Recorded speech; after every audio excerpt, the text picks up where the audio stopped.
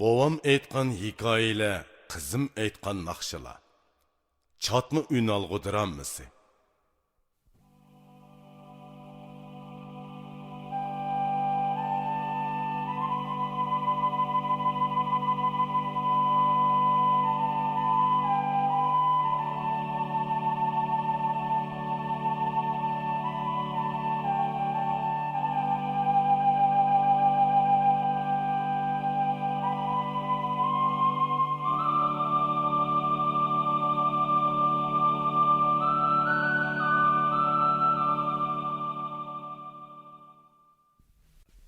Bo'ldi qizim, Xudoyim qo'lingga deb bermasin.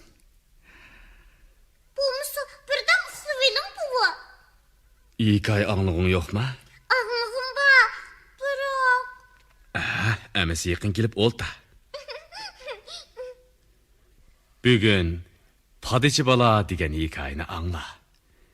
Burunqi zamonda bir bola tog' bag'rida yolg'iz mol boqar ekan.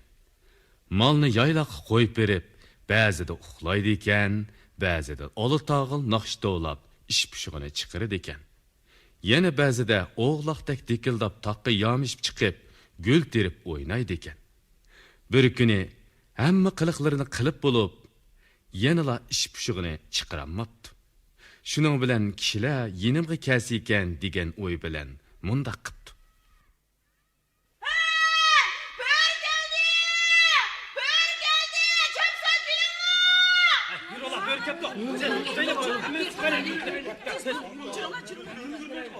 Hey, böğür qani? Oturib ketdi. Yürü ola, qo'qlayli. Ko'rmadi.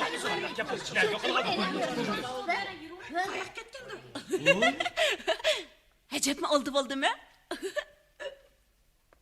Bir necha kun o'tgandan keyin Podichi bola yana vaqirabdi.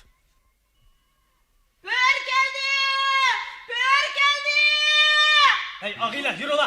Bu kadar böğürünü kaçırıp koymaydı. Bu kadar pişkin nasıl tez bul ola. Hey, böğür qani? Nedim böğür bo'lsin? Men sizlarga chaqchaq qilib shunday deb qo'ygandim. Mushtlab turib odam avr qilamsan. Qamlashmaga bir nima kelsan. Nima ketayli?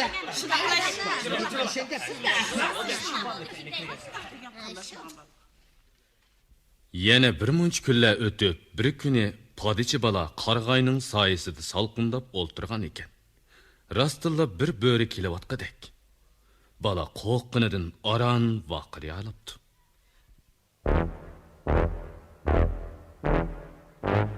Böğür geldi. Böğür geldi. Vay canım, qandoq qilaman?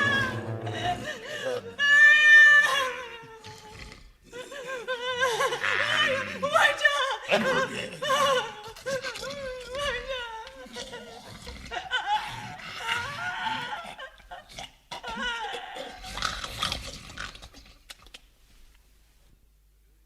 Podichi bolaning bo'ri keldi deb vaqirganini kishilar aniq anglagan bo'lsa-mu, u yana bizni oldigan bo'ls kerak deb o'ylab, birasimi kammabdi.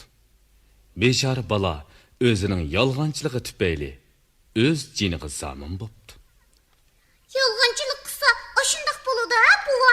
Ha, odam rostchil bo'lsa, e'tibori bo'ladi, hurmati bo'ladi. Endi mening naqshamni anglang, buva.